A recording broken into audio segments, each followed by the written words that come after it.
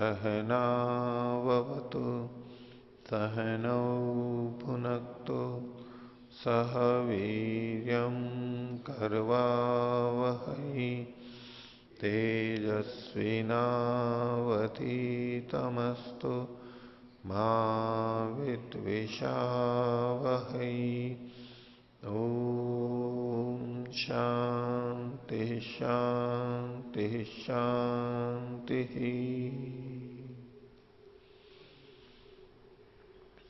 वेदांत दर्शन की 53वीं कक्षा।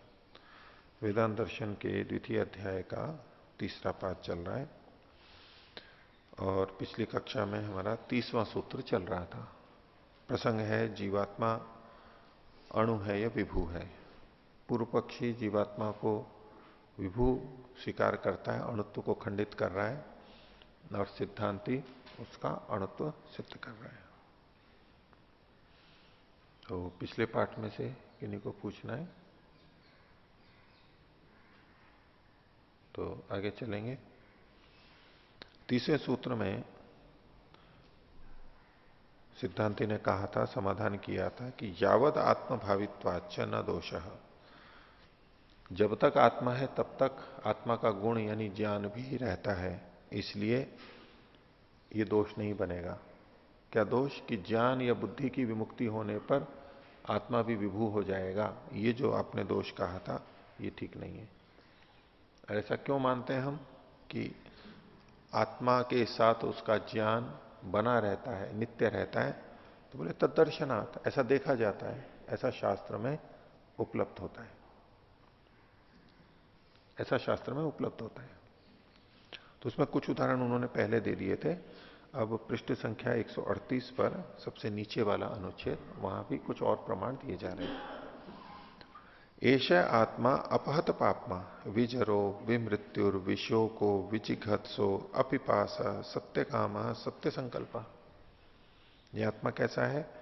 पापों से रहित है, अपहत पापमा है, जिसके पाप हट चुके हैं, रहित है। विजर बुढ़ापे से रहित है, विमृत्यु मृत्यु से रहित है, विशोक दुख से शोक से रहित है, विजिघित्स भूख खाने की इच्छा से रहित है, अपिपास पीने की इच्छा से रहित है, सत्य कामना वाला है और सत्य संकल्प वाला है। ये छांदोग्य का वचन है। तो ये इन्होंने प्रस्तुत किया है मुक्ति की दृष्टि से कि देखो मुक्ति में भी ये ऐसा रहता है, अर्थात इसका ज्ञान वहां भी रहता है।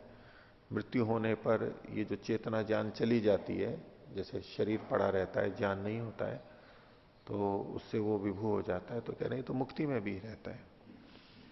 पर वहां सामान्य रूप से छांदोग्य में मुक्ति परक उस तरह से नहीं, इस तरह की संगति इन्होंने लगाई, क्योंकि यहां का यहां रहते हुए तो इससे आत्मा का ज्ञान गुण सदा रहता है, ये सिद्ध नहीं होता है इस वाक्य के किसी शब्द से। सत्य कामा सत्य का संकल्प से हम भले ही कहना चाहें तो कि सत्य मतलब नित्य, नित्य कामना और नित्य संकल्प वाला, इस दृष्टि से उसका ज्ञान नित्य है, ये भले ही ले लें। दूसरा उदाहरण दिया, एवमेव एष संप्रसादो अस्मात् शरीरात् समुत्थाय परम ज्योतिर उपसंपद्य स्वेन रूपेण अभिनिष्पद्यते। ये वचन बहुत बार आया है पहले कि ये जो आत्मा है, ये जो संप्रसाद है, ये इस शरीर से ऊपर उठ के मुक्ति की तरफ दृष्टि से परम ज्योति रूप संपद्य, उस परम ज्योति परम प्रकाशक परमात्मा को प्राप्त करके स्वयं रूपेण अभिनिष्पद्यते, अपने स्वरूप में आ जाता है। आत्मा का अपना वास्तविक रूप अभिव्यक्त हो जाता है। स उत्तम पुरुष, वो उत्तम श्रेष्ठ पुरुष है। ये मुक्ति की स्थिति को बता दिया। अब उसके ज्ञान गुण को मुक्ति में भी विद्यमान बताने के लिए आगे की बात, जो कि इसका मुख्य प्रमाण है, सतत्र परियेति जक्षण क्रीडन, वो वहां पर घूमता है न मुक्ति के अंदर। जक्षण मतलब खाता हुआ, क्रीडन मतलब खेलता हुआ। तो जानता हुआ खेलता हुआ, ये इस तरह शरीर जैसा हम करते हैं वैसा नहीं तात्पर्य वहां लेना चाहिए, लेकिन उसको इन सब चीजों की अनुभूति हो सकती है वहां पर परमात्मा की सहायता से। और उसके ज्ञान को बता रहे हैं, अथ यो वेद इदम जिघ्राणी थी स आत्मा। जो ये जानता है कि मैं सूंघ हूं, वह आत्मा है। गंधाय घ्राणम, लेकिन घ्राण तो गंध के लिए है, वो गंध, घ्राण गंध को सूंघती नहीं है, वो गंध के लिए है। अथ इसी तरह से और भी कहा, मनसा एतान कामान पश्यन रमते, मन से इन सब कामनाओं को देखता हुआ उसमें वो रमण करता है। अर्थात यहां भी उसके ज्ञान गुण की स्थिति बताई जा रही है। तस्मात मोक्षे भी आत्मगुण से बुद्धेर वर्तमानत्वात्, मुक्ति में भी आत्मा के गुण ज्ञान के विद्यमान होने से। अब ये जो पिछले सारे उदाहरण दिए हैं इन्होंने मुक्ति को ध्यान में रख के दिए।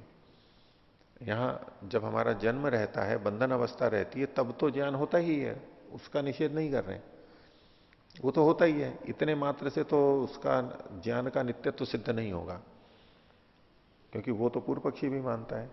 नित्यत्व तब सिद्ध होगा जब इस शरीर से बाहर जाके मुक्ति में जाकर के भी ज्ञान वाला रहता है, तो ये बात सिद्ध होगी। इसलिए मुक्ति के प्रसंग में को ध्यान में रखते हुए इन्होंने ये वचन दिए हैं। तो तस्मात मोक्षे भी आत्मगुण से बुद्धेर वर्तमानत्वात् न बुद्धेर विमोक्ष, बुद्धि का विमोक्ष तो वहां पर नहीं, यानी बुद्धि का विमोक्ष कभी भी नहीं होगा। बद्धावस्था में भी नहीं होता है तो मुक्तावस्था में भी नहीं होता है।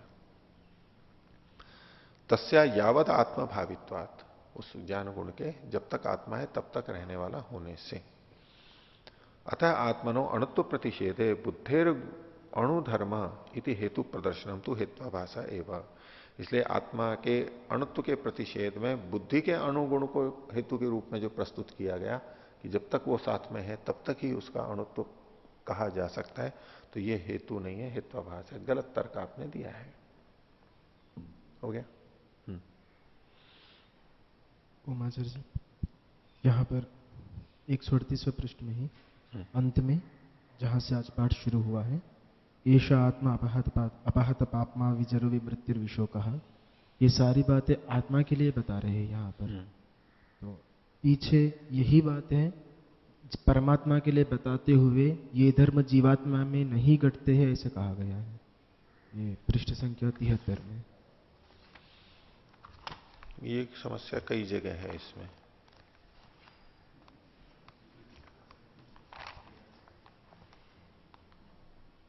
तिहत्तर में जो 18वां सूत्र है उसके नीचे से चौथी पंक्ति।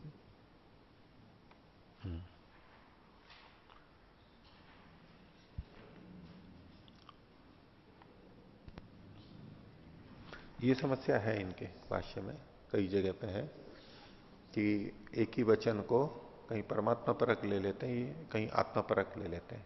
हाँ, इसमें संख्या तो अलग है, ये 841 है और पीछे जो आया है वो 871 है, किंतु दोनों में बात तो एक जैसा ही है, सत्य काम, सत्य संकल्प, विजर, विमृत्यु, विशोक। ये 814 है और वो 871 है।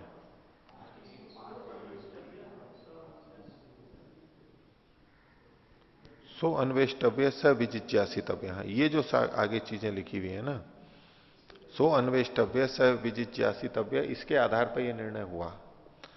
वैसे कुछ धर्म तो ऐसे हैं जो दोनों में घटेंगे, कुछ धर्म है जो दोनों में घट जाएंगे। यानी ये जो ऊपर सारे धर्म कहे ना, अपथ पापमा विजरो विमृत्यु विशोको, ये सब परमात्मा में भी घट जाएंगे, आत्मा में भी घट जाएंगे। लेकिन स जिजिज्ञासितव्य, सो अन्वेष्टव्य, इस दृष्टि से वो उसको उस परख ले रहे हैं। इस पे और विचार कर लेंगे।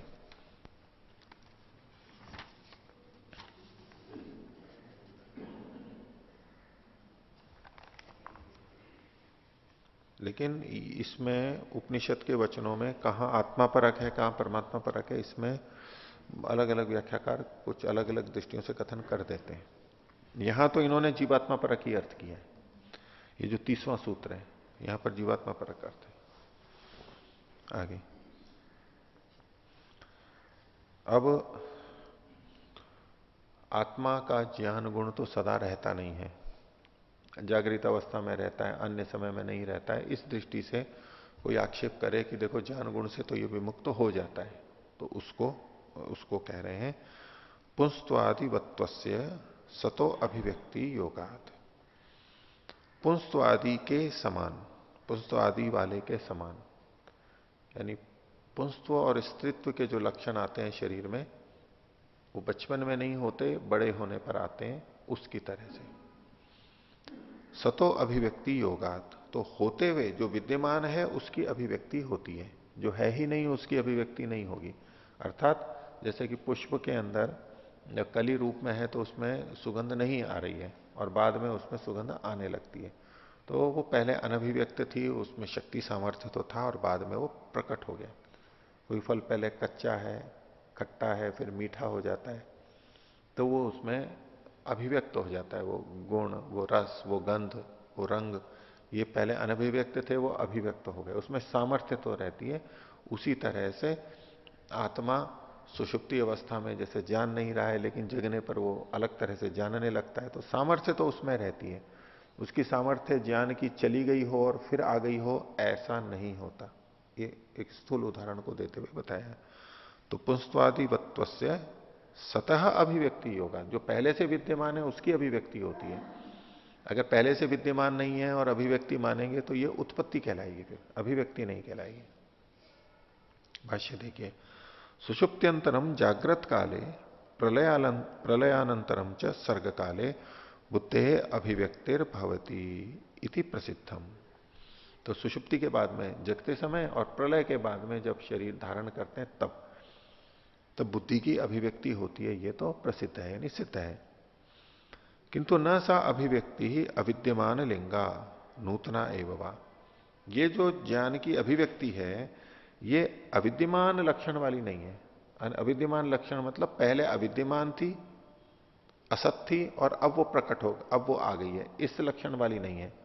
इसी को दूसरे शब्द में कहा नूतनावा, या उसको कहें कि नूतन यानी नवीन है।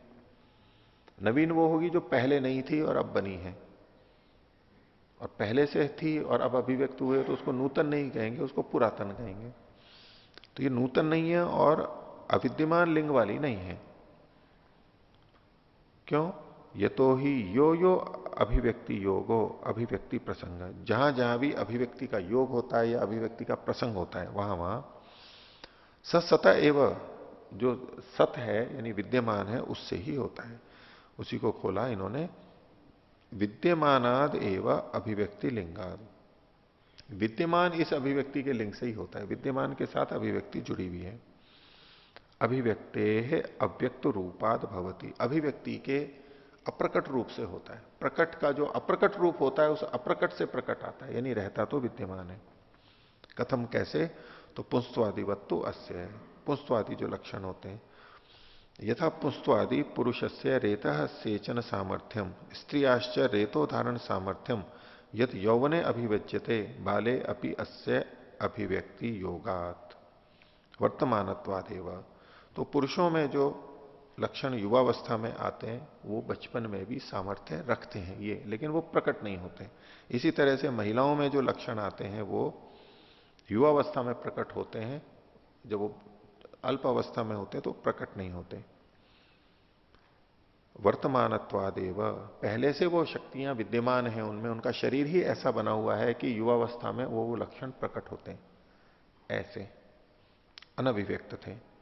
अन्यथा तथैव अस्य आत्मगुण से बुद्धि तत्व से न अभूत प्रादुर्भाव जागृत काले सर्ग काले च। तो वर्तमानत्वादेव न अन्यथा, भिन्न प्रकार से नहीं होता है। तथैव ऐसे ही अस्य आत्मगुण से बुद्धि तत्व से, आत्मा का जो गुण यानी बुद्धि तत्व है उसका न अभूत प्रादुर्भाव, अभाव से भाव की उत्पत्ति नहीं हुई है, अभाव से प्रादुर्भाव नहीं हुआ है वो, चाहे वो जागृत काले सर्ग काले, चाहे सुषुप्ति से जागृत हो रहे हो या तो प्रलय से सृष्टि काल में आ रहे हो। किंतु सुषुप्त प्रलय पीछे तस्य सूक्ष्म रूपेण वर्तमानत्व, सुषुप्ति अवस्था प्रलय अवस्था में भी उसका ज्ञान गुण सूक्ष्म रूप में अनभिव्यक्त रूप में रहता ही है। एवं यावद आत्मभावित्व बुद्धे सिद्ध्यति तराम, इस प्रकार से आत्मा का यावद गुण भावित्व, ज्ञान गुण उसके साथ ही रहता है, ये सिद्ध होता है। तस्मात यथा सुषुप्तौ प्रलये च बुद्धेर न अभाव तद्वत मोक्षे भी न तस्या अभाव। तो सुषुप्ति और प्रलय में जैसे आत्मा के ज्ञान गुण का अभाव नहीं होता है, ऐसे मुक्ति में भी नहीं होता है। यावद आत्मभावित्वात, वही हेतु है। तथा कृत्य जीवात्मा अणुरीति सिद्धम, तो इससे आत्मा का अणुत्व सिद्ध होता है। अभी सामान्य रूप से तो यूं लग रहा है कि आत्मा का ज्ञान गुण चूंकि सब जगह रहता है तो उसके साथ रहता है, इससे अणुत्व कैसे सिद्ध हो रहा है? तो दो दृष्टियों से, कि पूर्व पक्षी ने ही ऐसा प्रश्न उठा दिया था कि ज्ञान गुण अलग होता है, इससे आत्मा का अणुत्व सिद्ध होता है। तो बस केवल उतने मात्र को खंडित करने के लिए कि ज्ञान गुण आत्मा से अलग नहीं होता, इसलिए जो आप ज्ञान गुण के अलग होने से अणुत्व को खंडित कर रहे थे, वो अणुत्व खंडित नहीं होगा, क्योंकि ज्ञान गुण तो बना ही रहता है। वैसे ज्ञान गुण से निरपेक्ष आत्मा के अणुत्व की सिद्धि अन्य प्रमाणों से इन्होंने शास्त्र प्रमाण से की ही है। आगे 32वां सूत्र, नित्योपलब्धि अनुपलब्धि प्रसंगो अन्यतर नियमो वा अन्यथा।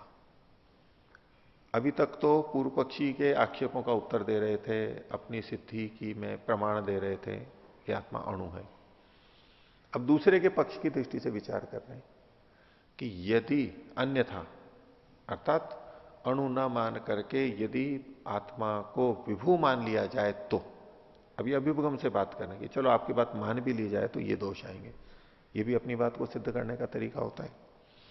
तो कहा अन्यथा, अन्यथा मतलब आत्मनो अणुत्व स्वीकारात अन्यथा, आत्मा को अणु स्वीकार करने से जो भिन्न चीज है, अर्थात विभूवादे, आत्मा के विभूवाद मानने पर नित्योपलब्धि अनुपलब्धि प्रसंग अन्यतर नियम वह। तीन बातें हो सकती, या तो नित्य उपलब्धि होने लगेगी, उपलब्धि का मतलब है ज्ञान। यदि आत्मा सर्वव्यापक है तो उसको नित्य ही सब वस्तुओं की उपलब्धि यानी ज्ञान होना चाहिए, सब वस्तुओं का। कुछ का होता है कुछ का नहीं होता है ये नहीं बनेगा, सबका ज्ञान होना चाहिए विभू होने से। क्यों होना चाहिए ऐसा? तो विभोर ही सर्व पदार्थ ही सह नित्य संबंधात नित्योपलब्धिर भवेद। विभू की सब पदार्थों के साथ, विभू का सब पदार्थों के साथ में नित्य संबंध होगा, सदा ही संबंध बना रहेगा। वो वस्तु कहीं भी इधर उधर जाएगी लेकिन आत्मा तो विभू है, तो सब उसके साथ संपर्क तो सदा बना ही रहेगा। तो नित्य संबंध होने से नित्य ही उपलब्धि होनी चाहिए, क्योंकि संबंध से ही उपलब्धि होती है, संबंध से ही ज्ञान होता है, सन्निकर्ष से ज्ञान होता है। तो न च भवती इति दोष आपत्त्यते, लेकिन ये होती तो है नहीं, इसलिए दोष आता है। किंबा नित्य अनुपलब्धि ही प्रसज्जेता, अथवा नित्य ही अनुपलब्धि होनी चाहिए, कुछ भी ज्ञान नहीं होना चाहिए। या तो हमेशा उपलब्धि होनी चाहिए या हमेशा उपलब्धि नहीं होनी चाहिए। क्यों? यद्यपि स्यात् अनुपलब्धि कारणम तस्यापि विभुना से अविनाभावित्वम अस्ति एव। यदि आत्मा के विभू होने पर भी उसको ज्ञान नहीं हो रहा है, तो आत्मा के पास कोई ऐसा कारण होना चाहिए जिससे उसको ज्ञान नहीं हो रहा है। तो जिस कारण से आत्मा को ज्ञान नहीं हो रहा है, वो कारण यानी आत्मा का कोई ऐसा गुण, वो तो फिर सब जगह होना चाहिए आत्मा में। आत्मा का कोई ऐसा गुण जिसके कारण से उसको ज्ञान नहीं हो रहा है, यदि ऐसा माना जाए तो वो गुण आत्मा में कहां रहना चाहिए? सब जगह रहना चाहिए। विभू आत्मा में ये गुण है तो उसका सब जगह रहना चाहिए। और यदि वो गुण सब जगह है आत्मा में, तो फिर आत्मा को कोई उपलब्धि ही नहीं होनी चाहिए, कुछ भी ज्ञान नहीं होना चाहिए। तो या तो सबका ज्ञान होना चाहिए या तो कुछ भी ज्ञान नहीं होना चाहिए विभुत्ववाद में।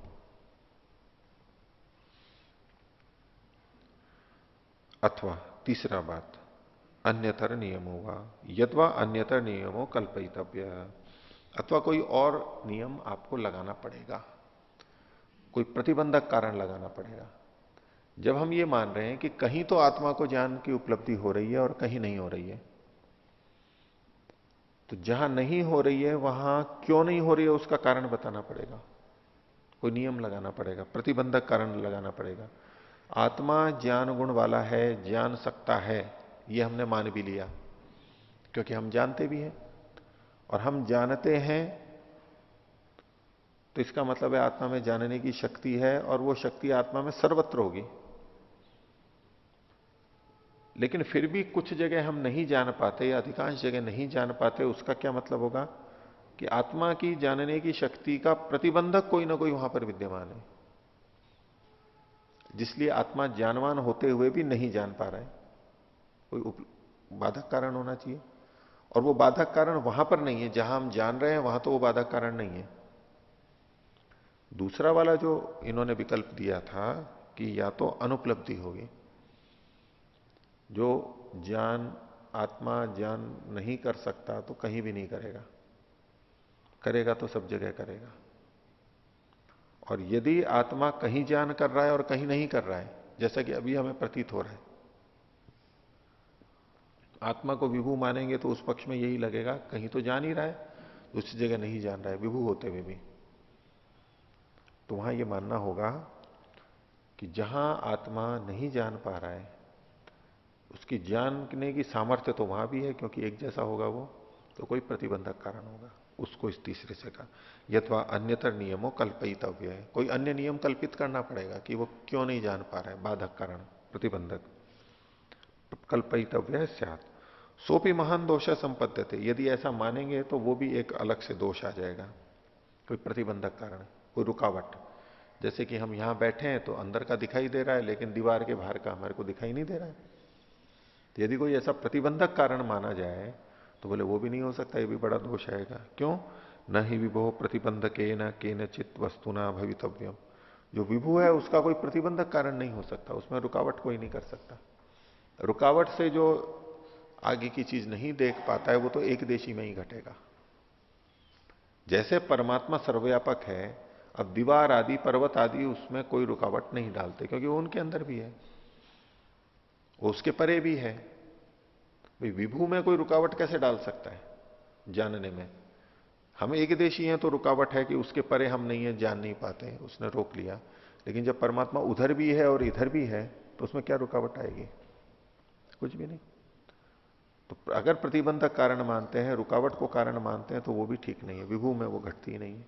इसलिए विभू पक्ष में ये बातें संगत नहीं होगी। नित्य उपलब्धि होनी चाहिए या तो, या अनुपलब्धि होनी चाहिए, या फिर आप कोई नियम बनाएंगे तो वो भी संगत नहीं लगेगा। तो यहां तक तो इन्होंने विभुत्व को खंडित किया, अणुत्व को सिद्ध किया, और उससे जुड़ी हुई बात और आगे आत्मा से संबंधित कह रहे हैं 33वां सूत्र।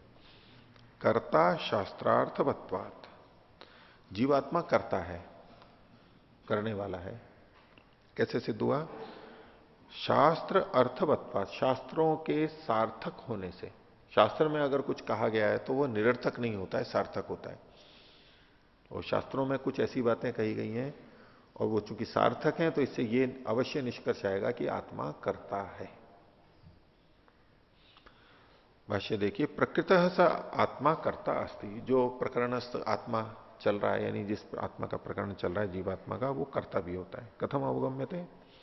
शास्त्रार्थवत्वात्, शास्त्र से अर्थवत्वात्, शास्त्र के सार्थक होने से, सब प्रयोजन होने से। शास्त्रम ही आत्मनः कर्तृत्व अभिलक्ष्य विधि निषेधो उपदिशति, शास्त्र आत्मा को लक्षित करके विधि और निषेध को कहता है, तो उसका कर्तृत्व को लक्षित करके ही विधि निषेध को कह सकता है, नहीं तो विधि निषेध ही व्यर्थ हो जाएंगे। क्या विधि निषेध है? तो कुछ वचन दिए। कुर्वन्नेवेह कर्माणि जिजी विशेष क्षतम समाह, यजुर्वेद का मंत्र है कि कर्म करते हुए ही 100 वर्ष जीने की इच्छा करें। तो भाष्यकार ये कह रहे हैं कि शास्त्रों में विधि निषेध किए गए हैं और वो आत्मा को कर्ता मान करके ही किए गए, उनसे आत्मा का कर्तृत्व सिद्ध होता है। कैसे? कुर्वन्नेवेह कर्माणि जिजी विशेष क्षतम समाह, कर्म करते हुए ही यहां इस संसार में शतम समाह जिजी विषेत है, शतम यानी 100, समाह यानी वर्ष, 100 वर्ष तक जीने की इच्छा करे। तो किसको उपदेश किया जा रहा है? ये आत्मा को किया जा रहा है। कर्म कौन करेगा? आत्मा करेगा। जीने की इच्छा कौन कर रहा है? आत्मा कर रहा है। जीने की इच्छा आत्मा कर रहा है, 100 साल जीने की इच्छा कर रहा है। कैसे? कर्म करते हुए। तो ये कर्म करने के लिए यहां पर कहा गया है, कर्म करते हुए 100 वर्ष जीने की इच्छा करें। तो कर्म की विधि कर दी गई, तो इससे आत्मा का कर्तृत्व सिद्ध हो रहा है। और भी बहुत से उदाहरण दिए आगे, वो देखते हैं। लेकिन जैसे ये एक वचन है, कुर्वन्नेवेह कर्माणि जिजी विशेष क्षतम समाह, अब हमें 100 वर्ष तक जीने की इच्छा करनी चाहिए, एक विधि हो सकती है ना, विधि है ना। अथवा जिजीविषेत, जीने की इच्छा करे, ये विधि इसमें हो सकती है। जीने की इच्छा करनी चाहिए, मरने की इच्छा नहीं करनी चाहिए। ठीक है, हमेशा जिजीविषा हो, बोलते हैं तो हिंदी में भी, हमें जिजीविषा से जीने की इच्छा, हमेशा तमन्ना रहनी चाहिए कि मैं जीऊं और जीऊं और जीऊं, तो हम जीते हैं। रोगियों के लिए भी कहा जाता है बहुत से, वो जब निराश हो जाते हैं, कोई घातक रोग हो जाता है तो आशा छोड़ देते हैं, तो वो जल्दी मर जाते हैं या मर ही जाते हैं। और जिन इच्छाओं के नहीं, मुझे तो ये काम करना है, मेरे को तो अभी ये बाकी है, और मेरे को तो और जीना है और जीना है और जीना है, वो इतनी प्रबल तीव्र इच्छा होती है, तो ऐसे उनके बहुत से रोग ही हट जाते हैं, ठीक हो जाते हैं वो। हमें जीने की इच्छा रखनी चाहिए, एक विधि ये कह सकते हैं। तो भाई जीने की इच्छा तो सभी रखते हैं, मरना कौन चाहता है? जीने की इच्छा तो रहती है, सबको रहती है। तो बोले नहीं, शतम समाह जीजी विषय था, यहां विधि क्या की गई है? 100 वर्ष तक जीने के लिए। और कई कहते हैं कि भाई 100 वर्ष तक तो क्या जिएंगे, जल्दी चले जाए तो ही ठीक है, और 100 वर्ष तक जीते रहेंगे और बिस्तर पे पड़े रहेंगे, ऐसा क्या 100 वर्ष जीना, अपने चलते फिरते ही शरीर छूट जाए तो अच्छा है। वो 100 वर्ष तक जीने की इच्छा नहीं करते, इसलिए ये विधि की गई है। मैं उस प्रसंग को ध्यान रखना कि जो चीज स्वभावतः प्राप्त होती है उसका कथन शास्त्र में नहीं होता, तो वैसे ही प्राप्त है हमारे को, वैसे ही पता है, उस दृष्टि से भी देख सकते हैं। तो 100 वर्ष तक जीने की इच्छा करें, उसकी जगह अब इसको कहें कि नहीं, 100 वर्ष तक ही, यानी लंबा 100 वर्ष मतलब तो लंबी आयु, लंबी आयु, पूर्ण आयु तक जीने की इच्छा करें। हम होता ही लंबा से लंबा जिए, लेकिन यह मुख्य विधि क्या है? कर्माणि कुर्वन एव यह, इस संसार में, इसी जन्म में कर्म करते हुए 100 वर्ष जीने की इच्छा करें। कर्म तो करना है बस। अब इसमें कहां विधि पक्ष मानेंगे कि मुख्य विधि क्या हो रही है? क्योंकि लोग जीना तो चाहते हैं, लेकिन आराम से जीना चाहते हैं, भाई काम कुछ नहीं करना पड़े, जीता रहूं मैं। नहीं, कार्य करना है। और आगे न कर्म लिप्यते नरे भी जो आगे आया, कुर्बन वे कर्माणी जिजी विशेष छतम समा एवं तो ही नान्य थे तो और कोई उपाय भी नहीं है। न कर्म लिप्यते नरे, अब वो पंक्ति भी आ रही है, तो इससे क्या पता लग रहा है? इसमें कर्म करने की प्रेरणा मुख्य है। विधि जो है वो कर्म करने की है, 100 साल जीने के लिए मुख्य कथन नहीं है, वो तो अनुवाद है, साथ में जोड़ करके कहा गया कि भले ही लंबी आयु जी रहे हो तो भी कर्म करते हुए जीना है। 60 साल तक सेवानिवृत्ति हो गई तो बोले अब तो जिंदगी भर काम कर लिया, अब तो कुछ काम नहीं करना है मेरे को, तो वो वैदिक दृष्टि नहीं है, वो तो अंत तक पूरा काम करना है। मुख्य कथन क्या है वहां पर, वाक्य के अंदर कहना क्या चाहता है, मुख्य उपदेश क्या है? बाकी तो आनुषंगिक बातें हैं, प्रसंग से आ गया कि भाई हाँ 100 साल जीने की बात कही गई है यहां पर, तो मुख्य बात नहीं है वो। तो खैर, ये कर्म करने के लिए जो कहा गया, इससे आत्मा का कर्तृत्व पता लग रहा है। ये बहुत विषय चलता है कि भाई आत्मा करता है या नहीं है। जो अपने को आत्मा को कर्ता मानता है, अपने को कर्ता मानता है, वो तो अहंकार से युक्त है, विमूढ़ आत्मा है, वो अपने आप को कर्ता समझता है। ठीक है, तो उसमें फिर सिद्धांत, ये पूरा अध्यात्म ही ये चल पड़ता है कि अपने को कर्ता नहीं मानेंगे। जो मैं पने से ग्रस्त है, अहंकार विमूढ़ आत्मा है, वो कर्ता हम इति मन्यते, अपने को कर्ता मानता है। तो अहंकार से तो विमूढ़ होना नहीं है, अहंकार का तो त्याग करना है। तो अहंकार का त्याग कैसे सिद्ध होगा? कर्तापन छोड़ देना है हमें, कर्तृत्व भाव छोड़ देना है। मैं नहीं कर रहा हूं, कैसे हो रहा है? परमात्मा करा रहा है। मैं नहीं कर रहा हूं, परमात्मा करा रहा है। प्रकृति में, गुण में क्रियाएं हो रही हैं, मैं नहीं कर रहा हूं। नहीं, किसी भिन्न संदर्भ में ठीक हो सकता है, लेकिन इसका जो अर्थ अध्यात्म में लिया जाता है कि कुछ भी करो, मैं थोड़ा ना कर रहा हूं। अगर यूं कह दिया कि मैं कर रहा हूं, कर्तृत्व ले आए, तो मैं मेरे का संबंध हो गया ना। मैं कर रहा हूं, मैंने किया, ये अहंकार जुड़ गया ना कर्तृत्व मानते ही। नहीं, मैंने क्या किया है, बहुत बड़ा काम किया जी आपने, बहुत अच्छा किया, देखो कितना परोपकार। नहीं जी, मैंने क्या किया, वो तो भगवान करा रहे, मैं क्या कर रहा हूं। अध्यात्म का एक स्वरूप है, समर्पण का एक स्वरूप है, इस तरह भी समर्पण किया जाता है। अविद्या युक्त है ये, बल्कि इसमें मैं कर रहा हूं, उसमें घमंड ना है कि मैंने जैसे बहुत कर दिया और अपने आप ही कर दिया, बिना किसी के सहयोग के कर दिया, मैं ही सारा श्रेय लेने लगूं, उसका तो निषेध होना ही चाहिए। क्योंकि हम तो थोड़ा सा करते हैं, बाकी बहुतों का सहयोग साथ में जुड़ा रहता है, परमात्मा का भी। उस सब सहयोग को स्वीकार करते हुए जब हम कहते हैं कि मैंने किया, तो एक विशेष बात आती है कि मैं उसके उत्तरदायित्व को भी स्वीकार कर रहा हूं। अच्छा किया, अच्छा ही नहीं, फिर बुरे के लिए भी तो आता है ना। बुरा किया, हाँ मैंने किया, मैं दायित्व स्वीकार करें, हाँ मेरे से गलती हुई, मैंने अज्ञानता से ये किया, मैंने लोभ के कारण से किया, मैंने इस कारण से ऐसा कर दिया, मैंने किया, गलत किया। अपनी जिम्मेदारी से भागना नहीं होता है ना, ये विद्या की स्थिति है। तो ऐसे अच्छे के लिए भी है। लेकिन जब उनको कहो कि नहीं ये तो भगवान ने किया, अच्छे कामों में तो क्या कहते हैं, भगवान ने किया, और बुरे काम करते हैं तो वही व्यक्ति क्या बोलते हैं, नहीं कि भगवान तो बुरा करवा नहीं सकता है, फिर क्या बोलते हैं, नहीं जो बुरा है वो मेरा है और जो अच्छा है वो भगवान का है। ये कितनी उच्च बात है, कितनी उदात्त भावना है ऊंची की। अच्छा दूसरे का, श्रेय दूसरे का और गलती मेरी। व्यवहार में भी बोलते हैं हम इसमें कई बार, कार्यक्रमों में, पत्र में, कि भाई इसमें जो जो कुछ भी अच्छा है वो गुरुजनों का है, शास्त्रों का है। जो जो अच्छा है उसमें मेरा कुछ भी नहीं है, और जो जो इसमें गलती है, त्रुटियां हैं, वो मेरी अपनी है, वो गुरुजनों की नहीं है, वो शास्त्र की नहीं है। उदार चरित लोगों का इस तरह का कथन बनता है। तो ये तो शास्त्रकार कर्तृत्व हमारा ही स्वीकार करते हैं, और कर्तृत्व होता है तभी हमारा भोक्तृत्व बनता है। अगर हमारा कर्तृत्व नहीं है तो भोक्तृत्व नहीं है, फिर वो कर्मफल में अकृत की प्राप्ति और कृत की हानि, तो अकृत की प्राप्ति वाला दोष आएगा। इसलिए कर्तृत्व तो मानना ही है, उसमें कोई संकोच नहीं है, उसमें कोई अविद्या नहीं है, उसमें कोई अहंकार नहीं है। अहंकार का सत्य रूप हमारे साथ में रहे, परमात्मा ने अहंकार बना के दिया ही है हमारे को, सत्व की अनुभूति वो तो करनी ही है, उसमें कहां दोष है। और जो कितना ही अहंकार को छोड़ करके बैठे, वो अपने अंदर मैं की अनुभूति नहीं रखते हैं क्या?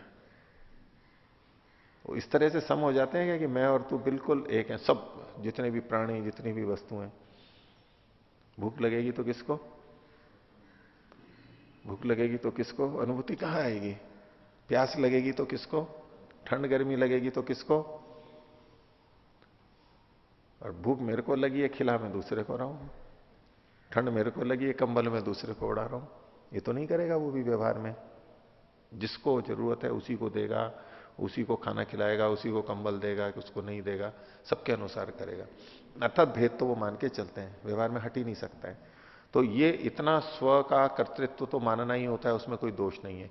ये कर्तापन भी सिद्ध होता है शास्त्र से, कुर्वन् वह कर्माणि जिजी विशेषतम समा। और देखिए आगे, सत्यम वद धर्मम चर, तैत्तिरीय उपनिषद का, सत्य बोलो, धर्म का आचरण करो। किसके लिए कहा जा रहा है? आत्मा के लिए। यदि आत्मा करता नहीं होता तो उसको कहने की क्या जरूरत? जो जड़ वस्तु है उसको कहते हैं क्या हम पत्थर को? जड़ वस्तुओं को हम कहते हैं क्या, ये निर्देश करते हैं क्या? नहीं होता है। और मंगलाचार युक्त स्यात् प्रयतात्मा जितेंद्रिय, मनुस्मृति का श्लोक है कि अच्छे आचरणों से युक्त होवे, मंगल से, कल्याणकारी आचरण होवे, प्रयतात्मा सतत प्रयत्नशील रहे, जितेंद्रिय बने, इंद्रियों पर संयम रखे, जपेच परमात्मा का जप करे, ध्यान करे, जुहुया चैव नित्यम अग्निम अतंद्रित, नित्य ही अग्नि में होम करे हैं, अतंद्रित, प्रमाद रहित, आलस्य से रहित होकर के। मनुस्मृति। यजुर्वेद का आगे कहा, गाम मां हिंसी ही, गाय को मत मारो। ये निषेध का हो गया, ये पहले विधि के थे, ये निषेध का है। पशून पाही, पशुओं की रक्षा करो, विधि हो गई। अक्षय मादिव्य, पासों से मत खेलो, यानी जुआ मत खेलो, निषेध हो गया। ओम इत्येतत् अक्षरम उद्गीतम उपासिता, ओम इस शब्द से उद्गीत उस परमात्मा की उपासना करे, विधि हो गई। एष ही स्पृष्टा श्रोता मंता बोधा कर्ता विज्ञानात्मा पुरुष, ये जो आत्मा है कैसा? श्रोता है, सुनने वाला, मनन करने वाला, जानने वाला, और कर्ता, कर्ता साक्षात शब्द आ गया। पीछे के जो थे उनमें तो परोक्ष रूप से कर्तृत्व सिद्ध हो रहा है, सीधे सीधे कर्ता शब्द नहीं है, यानी कर्तृत्व की, कर्तापन की श्रुति नहीं है वहां पर, श्रुति नहीं है, वो लिंग से पता लग रहा है हमारे को परोक्ष रूप से। ये कथन किया गया, इससे हम अनुमान करते हैं कि यहां कर्तृत्व है। और ये जो वचन हो गया बोधा कर्ता विज्ञानात्मा पुरुष, यहां कर्ता की साक्षात श्रुति है आत्मा के। तो इन शास्त्रों से सिद्ध होता है कि आत्मा कर्ता है और हमें अपने को कर्ता मानना चाहिए। और आत्मा के कर्तृत्व की सिद्धि के लिए कह रहे हैं 34वां सूत्र है विहारोपदेशात, विहार का उपदेश करने से। विहार मतलब घूमने का, यथेच्छ विहरण। भाष्य में देखिए यथेच्छम विहरणम विहार, विहार का मतलब इच्छानुरूप विहरण करना। विहार को भी इसीलिए कहा जाता है, वो शब्द तो विहार था, वह का ब हो जाता है, विहार आजकल प्रसिद्ध हो गया है विहार। तो उसमें साधु संत विहरण करते थे, विचरण करते थे अधिक, तो विहार बौद्ध विहार, बौद्धों को लेकर के। दिल्ली में वो आनंद विहार है, ऐसे विहार होते हैं ना कई कई, विहार शब्द। तो यथेच्छम विहरणम विहार तस्य उपदेशाद आत्मा कर्ता, और इसका उपदेश होने के कारण से, विहार का उपदेश कारण से आत्मा यहां पर कर्ता सिद्ध होता है। विहरणम ही कर्तरी संभवती, विहार कौन करेगा, किसके लिए कहा जाएगा, जिसमें कर्तृत्व होगा। जो कर्तृत्व वाला नहीं है वो विहरण कैसे करेगा। तो विहार के लिए इन्होंने प्रमाण दिया बृहदारण्यक उपनिषद का, स यथा महाराजो जानपदान गृहीत्वा स्वे जनपदे यथा कामम परिवर्तते।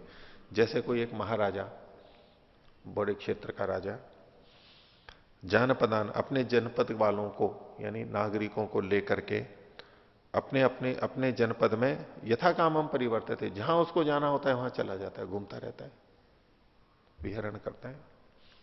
एवं एवं एशा एतान प्राणान गृहीत्वा स्वे शरीर यथा कामम परिवर्तते, वैसे ये आत्मा प्राणों को, इंद्रियों को लेकर के अपने शरीर में यथा कामम परिवर्तते, जहां उसको जाना है वहां जाता है, भ्रमण करता है पूरे शरीर में। और आगे कह रहे हैं स्वप्ने, स्वप्न में जैसे हम बहुत दूर दूर तक चले जाते हैं, गौण कथन मानना चाहिए। स्वप्ने स ईयते अमृतो यत्र कामम, वो ईयते मतलब वहां पहुंचता है, जाता है, अमृत हो जाता है जहां यत्र कामम, जहां जहां उसकी कामना होती है वहां वहां पर चला जाता है। अब अमृत पर आत्मा जहां कामना होती है वहां चला जाता है। तो स्वप्न में हम दूर दूर तक चले जाते हैं, लेकिन ये गौण कथन माना जाएगा। वैसे आत्मा साक्षात नहीं चला जाता, आत्मा तो यहीं बैठा हुआ है, अंदर ही है, लेकिन फिर भी यहां स्वप्न में एक गति के रूप में कथन किया गया। तो विहार का उपदेश होने से, ये प्रमाण संगत नहीं है, विपरीत भी पड़ सकता है, लेकिन पहले वाला परिवर्तते, उसकी गति इधर उधर कही जाती है, इससे भी आत्मा करता है। आगे 35वां सूत्र उपादानात। उपादान मतलब आदान ग्रहण करना, उपादान मतलब प्राप्त करना, उसको अधिगृहित करना किसी वस्तु को। इसके कारण भी आत्मा को कर्ता स्वीकार किया है। आत्मा कर्ता अस्ति, ये तो प्रतिज्ञा हो गई कि आत्मा करता है। कैसे, श्रूयते ही उपादानम अस्य कर्म, अस्य मतलब अस्य आत्मनः उपादानम कर्म श्रूयते, उपादान कर्म सुना जाता है शास्त्र में। तदेशाम प्राणानाम विज्ञानेन विज्ञानम आदाय य एशो अंतर्हृदय आकाश तस्मिन छेते, ये प्राणों के ज्ञान को, के विज्ञान से ज्ञान को लेकर के, इंद्रियों के ज्ञान से ज्ञान को लेकर के, वहां से सब ज्ञानों को समेट करके, ये जो अंतर्हृदय आकाश है उसमें शयन करता है। आत्मा हृदय में शयन करता है, रहता भी वहीं पर ही है, वहां शयन करता है। लेकिन जिस समय शयन करता है तो क्या होता है, इंद्रियों के ज्ञान को जैसे वहां से ले करके खींच करके अंदर ले लेता है। तो इंद्रियां होते हुए भी वो ज्ञान नहीं होता है, सुनाई नहीं देता है, सूंघने में नहीं आता है, छूने में नहीं आता है, उन सबके ज्ञान को, विज्ञान को गृहित करके अंदर जाके सो जाता है। तो ये ग्रहण करना, विज्ञानम आदाय, ये इतना अंश प्रमाण है। फिर आगे कहा शुक्रम आदाय पुनर्रहिति, सोने के बाद जब उठता है तो उस सारे बल को, शक्ति को लेकर के फिर उठ जाता है। वो जो सारी शक्तियां जैसे सुप्त तो हो गई थी, उन सब शक्तियों को लेकर के फिर आ जाता है। तो अत्र विज्ञानम आदाय शुक्रम आदाय तद अनेन उपादातृत्व कर्मणा सकर्ता सिद्ध्यति। तो विज्ञानम आदाय शुक्रम आदाय, आदाय शब्द को लेकर के कह रहे हैं इस उपादातृत्व कर्म है। उपादातृत्व लेने के अर्थ में, आदातृत्व, दातृत्व देना, आदातृत्व लेना, उपादातृत्व अपने पास में लेना, इस कर्म से वो कर्ता सिद्ध होता है। ये भी कर्म है, और कर्म है तो कर्ता भी आत्मा का सिद्ध हो जाएगा, आत्मा का कर्तृत्व सिद्ध हो जाएगा। आगे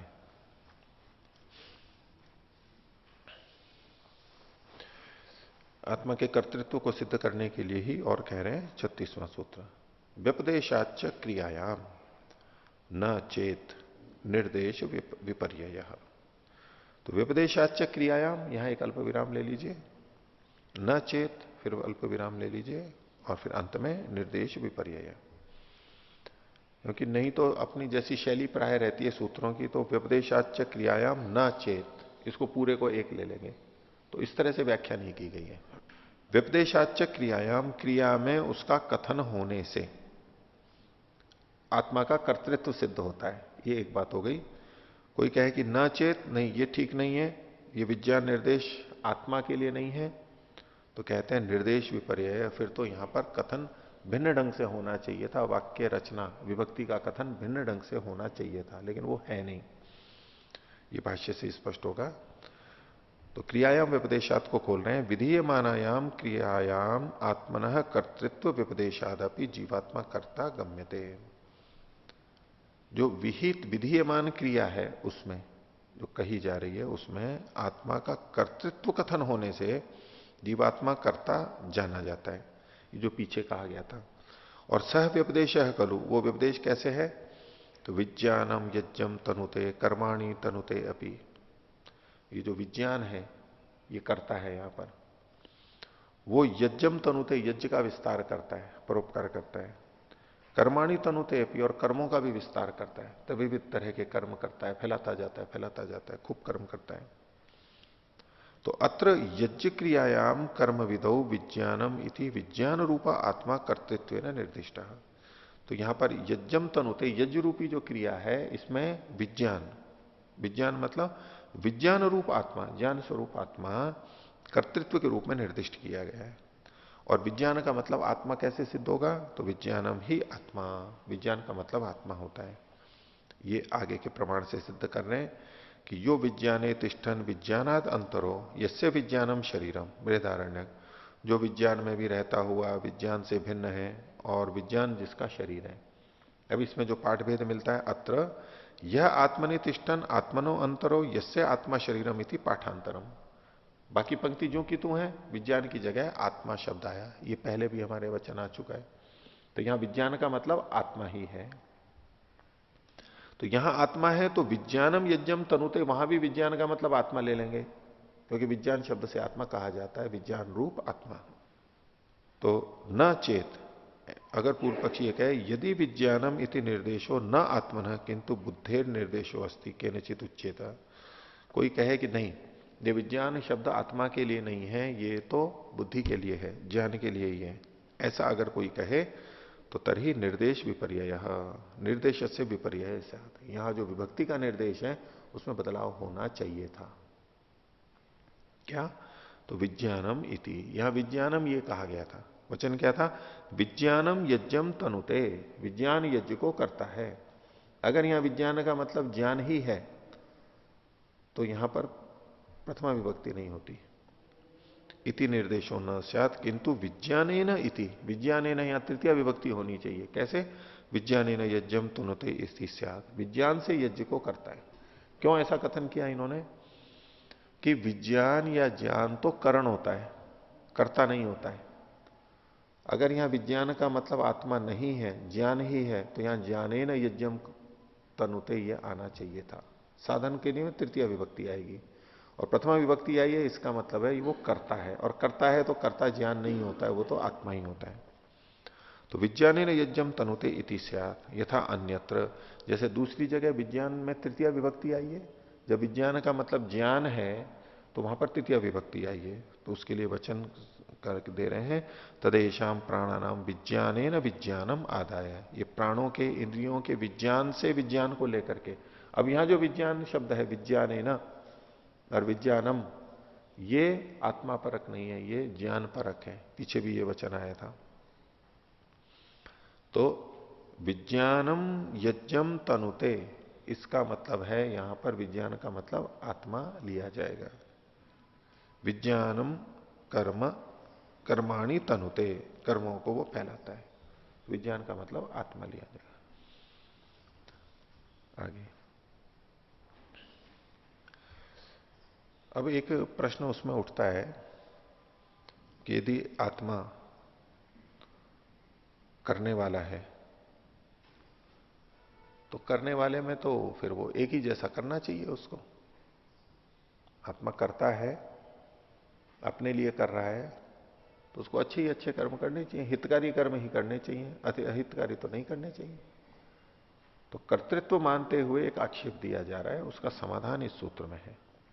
37वां सूत्र है उपलब्धिवत अनियम। उपलब्धि के समान, उपलब्धि मतलब ज्ञान, ज्ञान के समान कर्तृत्व में भी नियम नहीं है। जैसे ज्ञान में सुख और दुख दोनों होते रहते हैं, उचित अनुचित दोनों ज्ञान होते रहते हैं, ऐसे ही कर्तृत्व में भी नियम नहीं है कि वो एक ही जैसे कर्म करेगा, अच्छे ही अच्छे करेगा, हितकारी ही करेगा, अहितकारी भी कर सकता है। भाष्य यश्च आत्मनः कर्तृत्व नियमो दृश्यते, आत्मा के कर्तृत्व में नहीं अनियमो दृश्यते, अनियम देखा जाता है। क्या? स कदाचित हितम अनुतिष्ठति कदाचित अहितम आचरती इति न दोषः, कभी हित का आचरण करता है और कभी अहित का आचरण करता है, इसलिए इसमें कोई दोष नहीं है। ये जो कोई दोष कहे कि कभी हित का आचरण करता है कभी अहित का आचरण करता है, ये तो बोले ये कोई दोष नहीं है। दोष किस रूप में कहा जा रहा है कि आत्मा करता है तो बस एक ही जैसा कर्म करेगा, एक ही जैसे करना चाहिए उसको, तो ये दोष नहीं है। कुतः उपलब्धिवत, उपलब्धिवत को खोला बुद्धिवत, उसी को खोला अनुभववत। क्यों ऐसा करा?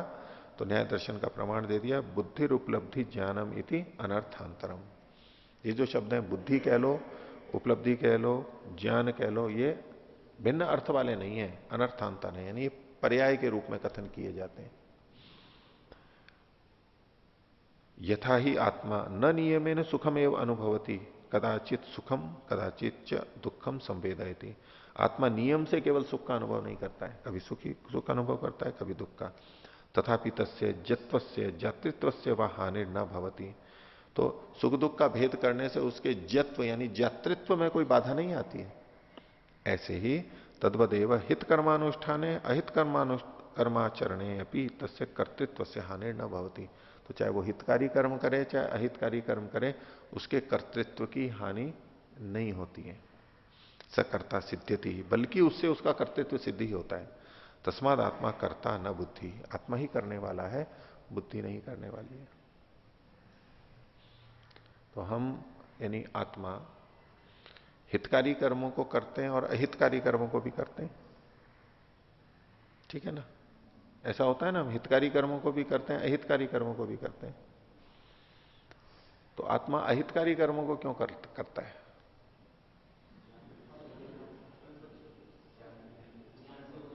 भाई अपनी हानि तो कोई भी नहीं करना चाहता है। हम कभी भी जिसको अहितकारी कर्म मानते हैं नहीं करते, हम किसी भी अहितकारी कर्म को नहीं करते।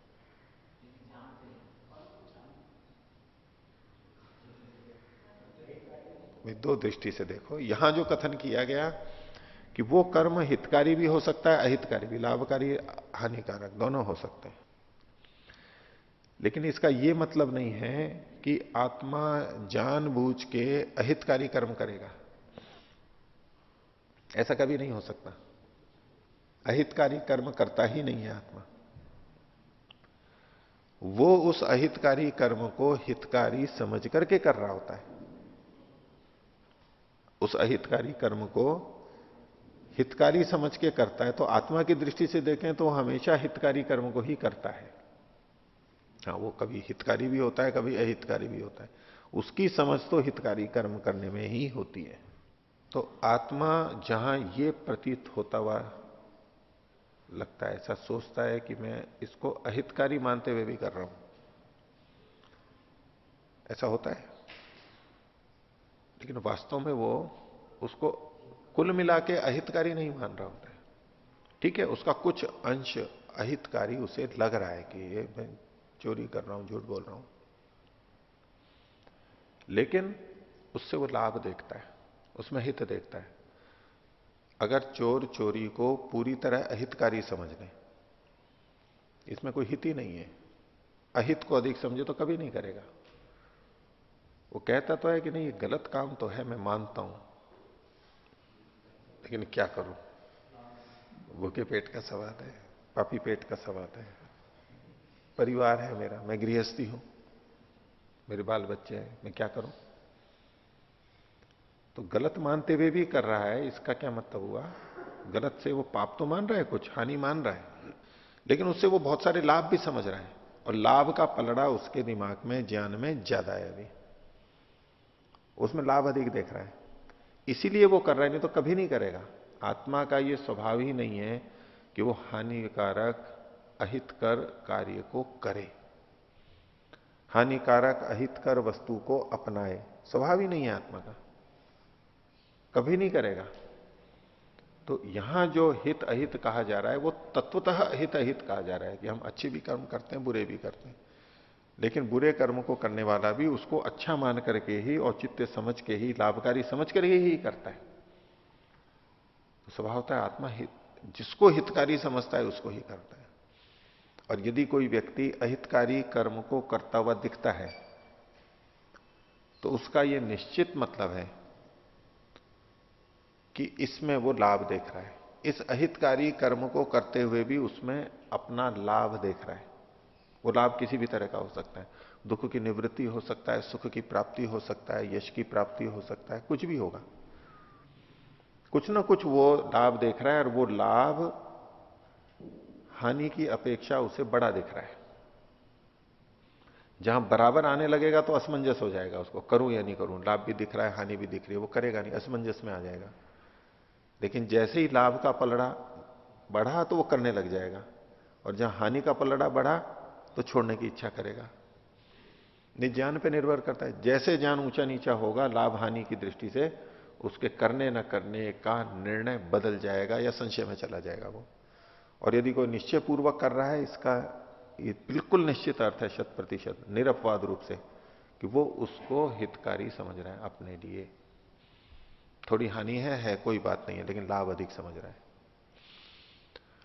तो इससे आत्मा के कर्तृत्व की हानि नहीं होती। जैसे सुख दुख अनुभव करते हैं तो उससे जातृत्व की हानि नहीं होती, ऐसे अच्छा बुरा जो भी कर्म करते हैं उससे आत्मा के कर्तृत्व की हानि नहीं होती, करता तो वो है ही। आगे देखिए 38वां सूत्र, शक्ति विपर्ययात। और यदि हम उल्टा कर दें इसको, आत्मा को न मान के, आत्मा को कर्ता न मान करके बुद्धि को कर्ता मान ले, तो जैसा बहुत लोग स्वीकार भी करते हैं, उनको आत्मा का कर्तृत्व मानने में बड़ा सिद्धांत खंडित होता हुआ दिखता है। आत्मा को कैसे कर्ता मान सकते हैं? और शास्त्रों में लिखा है आत्मा तो निष्क्रिय है। तो भाष्य देखिए, यदि ही आत्मा कर्ता न स्यात् तद भिन्नायाम बुद्धौ कर्तृत्व स्वीक्रियेत। यदि आत्मा कर्ता नहीं हो तो उससे भिन्न बुद्धि में कर्तृत्व को स्वीकार करना पड़ेगा, किसी न किसी का तो कर्तृत्व मानना ही पड़ेगा जब कर्म हो रहे हैं, तो अच्छे बुरे। आत्मा का नहीं है तो बुद्धि का स्वीकार करेगा। तर्हि तस्य आत्मन शक्तिर विपर्य दोष प्रसज्यते प्रसज्येता। तो फिर तो उसकी और भी शक्तियों का वैपरीत्य आ जाएगा, केवल कर्तृत्व ही नहीं जाएगा बुद्धि में, कुछ और भी चीजें जानेंगी। कैसे? बुद्धि ही तस्य कारणम, बुद्धि ही तस्य कारणम यथा करणम एवं कर्तृत्व गच्छेत। वैसे तो बुद्धि उसका करण है, साधन है, और जब वो करण ही कर्तृत्व को प्राप्त हो जाए, कर्ता मान ली जाए, तथा बुद्धि एवं सुख दुख ज्ञात्री संपत्तिता, तो सुख दुख भी फिर बुद्धि में ही माने जाने चाहिए। और वो लोग मान भी लेते हैं कि हाँ सुख दुख भी बुद्धि में ही हो रहे हैं, आत्मा को सुख दुख भी नहीं होते। आत्मा का भोक्तृत्व वो स्वीकार नहीं करते हैं, सुख दुख उसमें स्वीकार नहीं करते हैं, नहीं तो आत्मा परिवर्तनशील हो जाएगा, ये उनको बड़ा भयंकर डर लगता है। आत्मा का नित्यत्व तो रहना ही चाहिए, सुख दुख भोग रहे हैं तो आत्मा का नित्यत्व चला जाएगा, और जब सुख दुख हटा दिया, भोक्तृत्व हटा दिया, तो कर्तृत्व भी हटाना पड़ता है, तो कर्तृत्व भी हटा देते हैं वो। तो यदा बुद्धि रेव सुख दुख ज्ञात्री संपत्तिता, यदि आत्मा का कर्तृत्व मानेंगे तो सुख दुख भोग भी उसी का मानना पड़ेगा। पुनश्च आत्मस्वरूप हानि प्रसंग, फिर तो आत्मा को मानने की भी क्या जरूरत है, जब कर्ता भी बुद्धि है, कर्तृ भी बुद्धि है, भोक्तृ भी, सुख दुख भोगने वाली भी बुद्धि है, तो आत्मा को मानने की जरूरत क्या है? क्योंकि फिर कोई कहे कि चेतना के कारण से, तो नहीं, जो करने वाला है वो चेतन है, जो भोगने वाला है, ज्ञान करने वाला है, वो तो चेतन हो ही गया, फिर अलग से चेतन मानने की कोई आवश्यकता ही नहीं है। तो पुनश्च आत्मस्वरूप हानि प्रसंग से तस्मात आत्मा एवं कर्ता अस्ति, इसलिए आत्मा ही करता है, सिद्धांत पक्ष तो यही बनेगा। 39वें सूत्र में कहा समाधि अभावाच, समाधि का अभाव हो जाने से भी क्या कहा, समाधे अभाव प्रसंगादपि बुद्धि न कर्त्री, बुद्धि को कर्ता नहीं मान सकते, समाधि का अभाव हो जाएगा। किंतु तद भिन्ना आत्मा करता है, बुद्धि से भिन्न आत्मा करता है। क्यों ऐसा कहा, बोले समाधि किसे कहते हैं, समाधि निरोध, निरोध को समाधि कहते हैं वृत्तियों के। निरोधश्च बुद्धिरेव क्रियते, निरोध किसका होता है, बुद्धि का ही तो होता है। तदा निरोधस्य कर्ता बुद्धे अन्य आत्मा एवं सिद्ध्यति, तो निरोध को करने वाला कौन है, बुद्धि को तो निरुद्ध अवस्था में लाना है, तो उसको करने वाला कौन है, वह अन्य आत्मा है। अन्यथा समाधि न संपद्यता, अगर दूसरा कोई नहीं होगा उसको निरोध करने वाला, तो समाधि ही नहीं होगी। नहीं करता स्वस्य निरोधम करोति, जो स्वयं करने वाला है वो स्वयं को नहीं रोकता है, दूसरा रोकता है। तस्माद आत्मा करता न बुद्धि, इसलिए आत्मा ही करता है, बुद्धि करता नहीं है। यदि बुद्धि को कर्ता मानेंगे तो समाधि का अभाव इसलिए हो जाएगा क्योंकि बुद्धि कर्ता होगी और वो अपने आप को नहीं रोक सकती, नहीं रोकेगी, वो रोकेगी तो दूसरे को, तो बुद्धि कभी निरुद्ध ही नहीं होगी, और निरुद्ध नहीं होगी तो समाधि भी नहीं आएगी। तो आज का पाठ इतना ही रखते हैं। प्रणव ध्वनि।